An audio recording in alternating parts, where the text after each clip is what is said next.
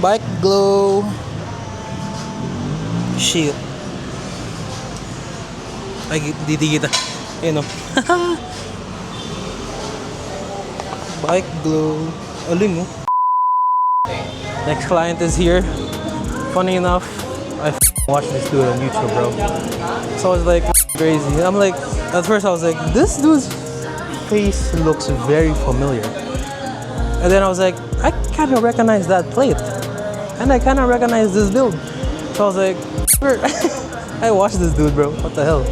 Today, right before the typhoon, I hope tuloy yung grand opening cause kailan peak ng typhoon? Friday, Saturday? Yes. It's pretty messed up. We don't know if you have to move the grand opening. Pero, FD's done. This week was quite a bit of cars. Version 4 doing well, and most of you don't even know we have version 4 yet because James hasn't made a goddamn poster.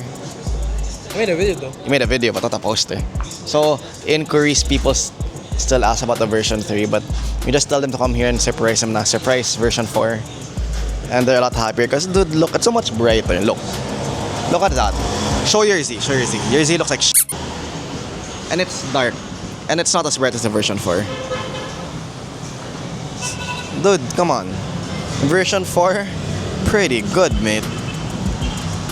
I think it's too bright. What do you think? Can I have version 4 now? Like, we have no room for improvement in the next few months. So, I don't think you guys will be seeing a version 5 anytime soon. Unless I think of something dumb.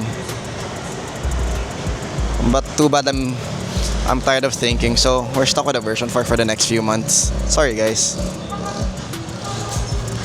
I just want to point out I got version 3, then a month after we came out with the version 4.